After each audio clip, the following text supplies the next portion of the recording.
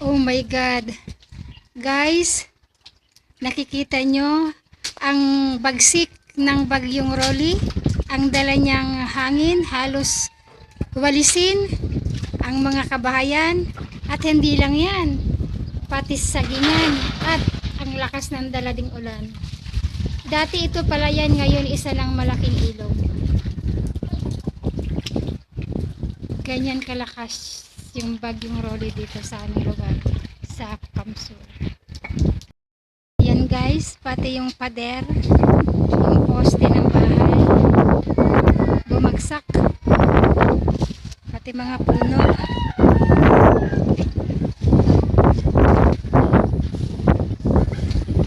Ayan guys, yung binidyohan ko yan dati na palay, ngayon puro na tubig.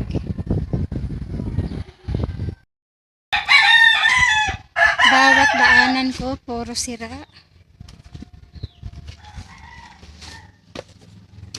Laking damage ang iniwan ni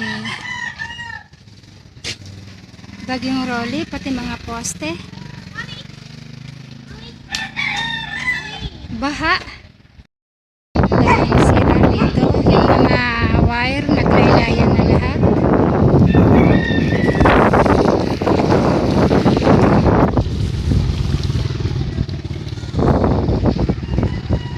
Yung ibang nakamount na plywood halos matanggal sa lakas ng hangin.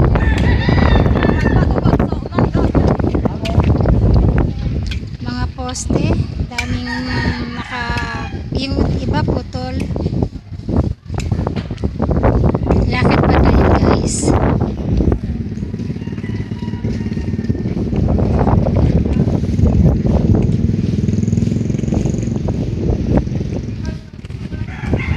Malala ang damage ngayon ng mga kuryente dito kasi halos lahat ng mga wire nagsibagsakan lahat, nagkaputol-putol lahat.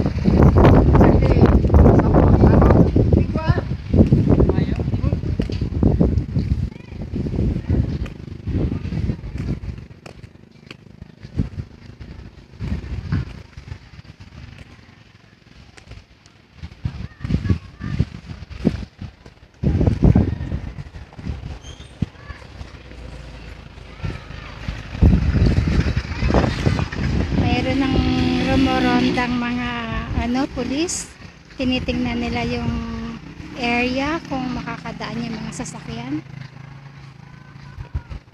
pero mukhang hindi pa kasi ang dami talagang posteng sira.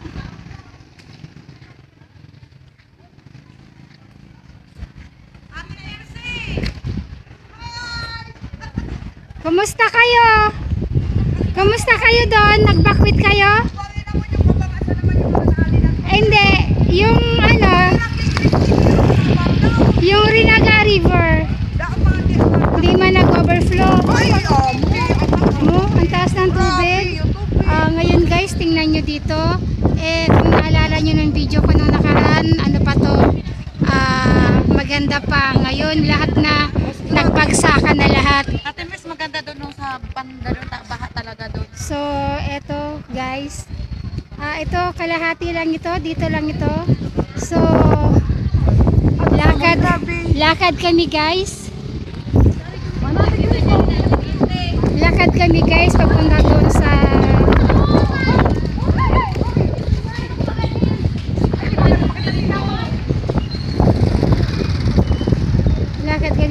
doon sa party ng pinakadulo.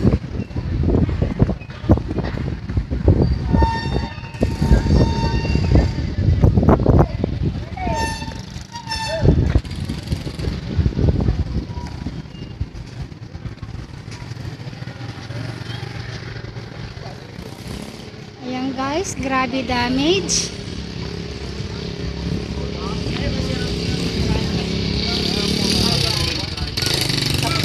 Halos itong way na to, lahat na poste nagsipag bagsakan na yung mga wire.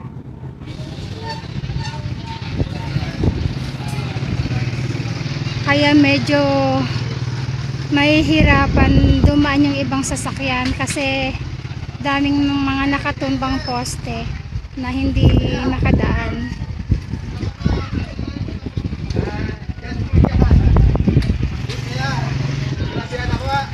Ayan, hindi sila dito makadaan kasi nakaharang na yung mga poste sa gitna ng kalsada. So yung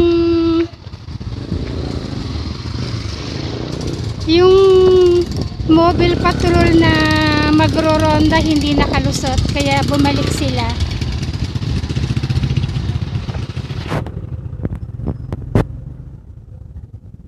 Grabe talagang damage guys, halos mawalisin yung dito, mga poste saka mga bahay.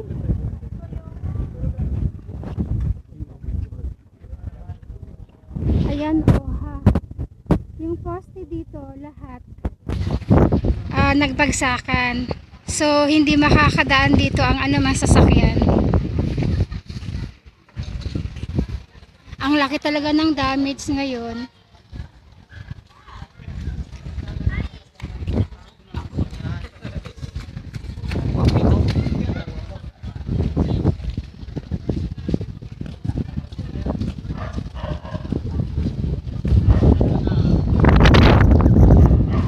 Ito yung dati kong pinakita sa inyo nung una kong video, hindi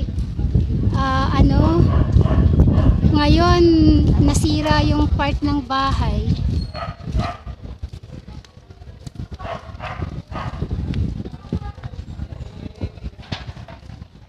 Ayan guys, ito guys yung school ng St. Joseph. Ngayon na siya, may part na nasira.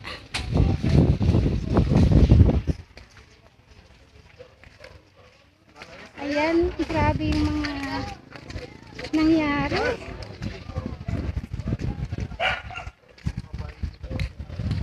Ayan guys yung school.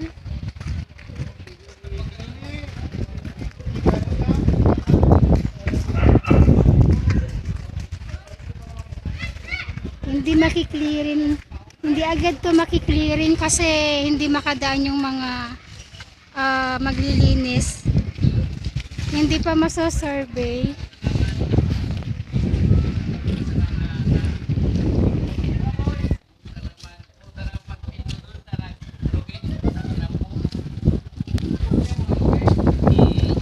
Ayan, yung poste na to may transformer. Kaya bumagsak talaga siya. Ito yung elementary school ng Buhi North Central School.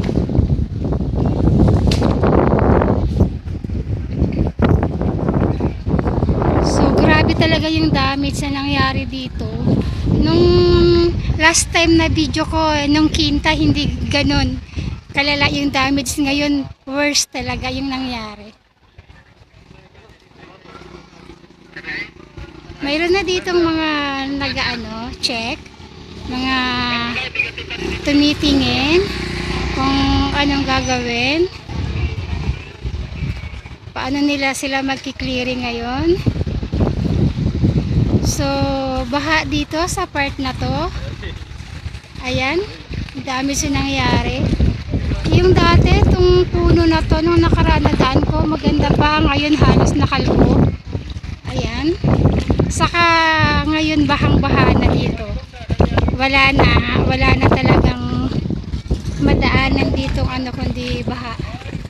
So yung ibang mga motor hindi pa makadaan kasi ang taas ng baha hanggang doon. Sa pinakita ko sa inyo dati yung Buhi Central School and Buhi Lyceum. So mataas ang tubig guys, hindi na ako doon makakapunta, medyo mataas na. So hanggang dito na lang muna. Ayan guys, pati dito sa Ricafranca Park halos putol-putol yung mga kahoy.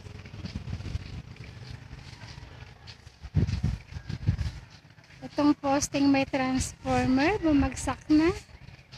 kinukura na lang para hindi makaano sa kalsada.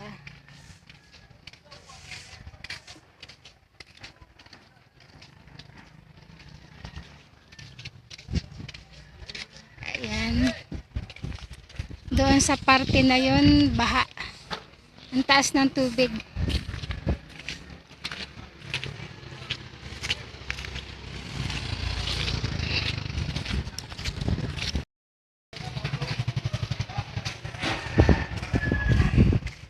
Punta kami guys sa may simbahan. So, ang daming mga taong naglalakad. Mag-oosyoso sila sa mga nangyari. Ata, sige na. Ayan guys, oh, may mga naglilinis na pero grabe talaga nangyaring damage. Ayan.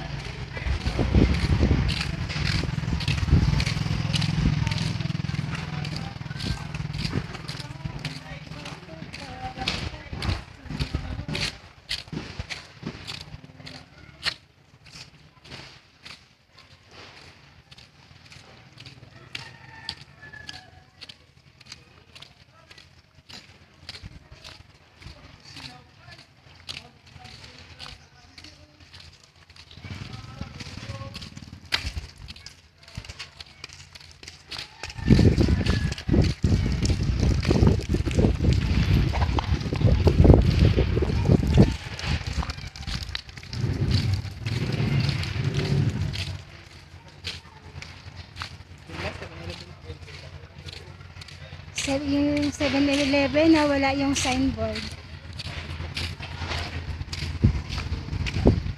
Ito may mga wire na ano. Dito sa may simbahan, nakalbo rin yung mga puno. 7-Eleven nasira yung kanilang signboard talaga. Tapos yung ano, yung puno ng mangga nakalipat sa kanila.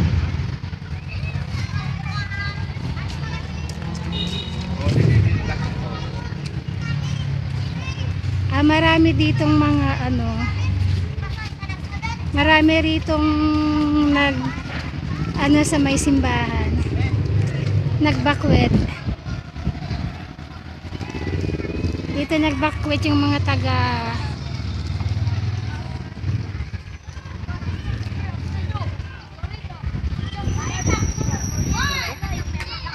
dito nagbakwet yung mga ibang taga-ibang lugar sa simbahan. Saka doon yung sa kabilang lake. Ayan.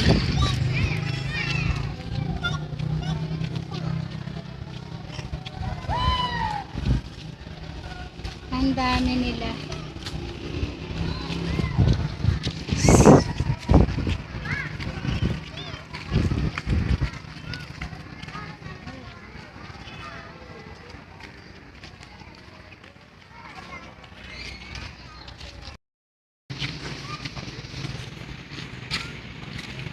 Grabe talaga ang nangyari. Akyat na ulit kami ng Rizal Park.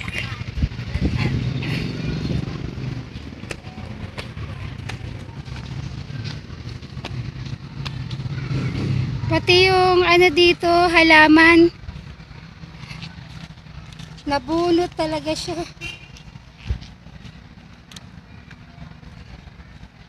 Binunot siya ni Rolly, oh.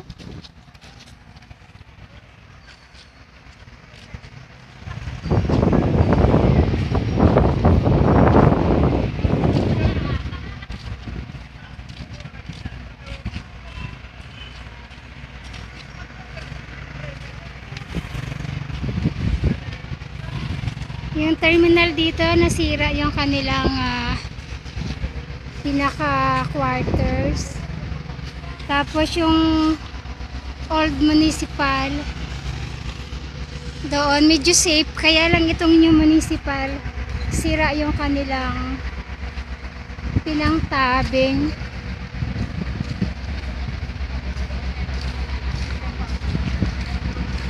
Ayan.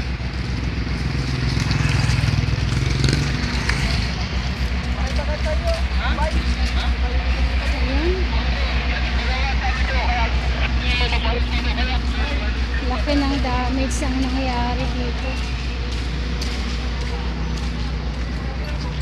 Nung nakaraan kintan, okay pa yan. Ngayon, halos walisin talaga, oh. Pati mga puno.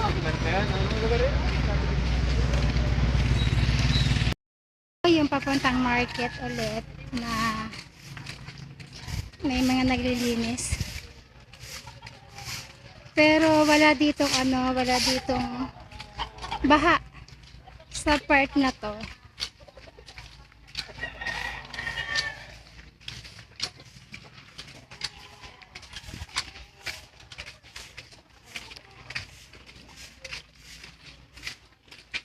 Problema lang dito yung wire.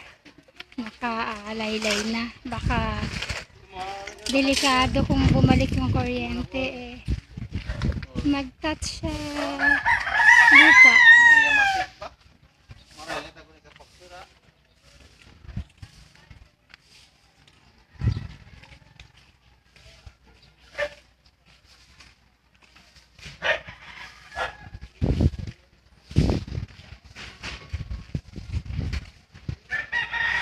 Matibay ang salamin na yan, oh, safe. Pero yung signboard dito ni sira.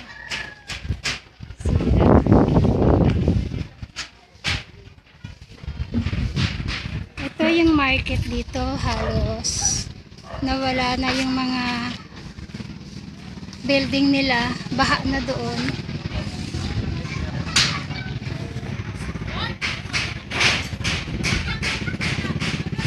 Na yung market, nasira yung iba.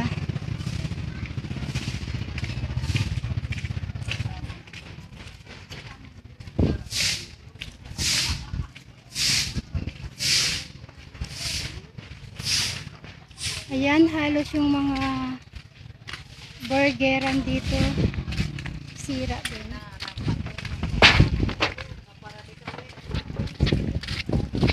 Ay, malakas ang tubig dito, anak, mataas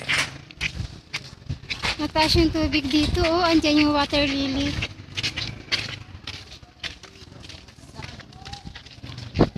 Nag-overflow yung tubig dito sa lake. Last time yung parola na yan, hindi masyadong makita kasi may malaki yung punong kahoy na yan. Ngayon nakalbo na. Ngayon ito na yung tubig dito, umapaw na yung sa lake.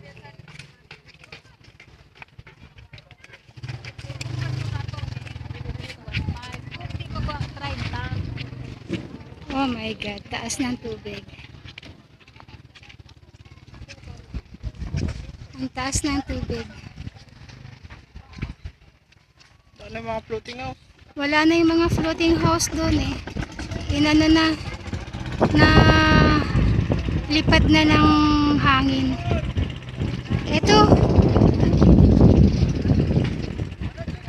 Halos nakalbo doon, no? Nakita mo na yung bahay. Nawala na yung mga nyog. Tapos yung tubig dito, andito na. Nag-ano yung tubig.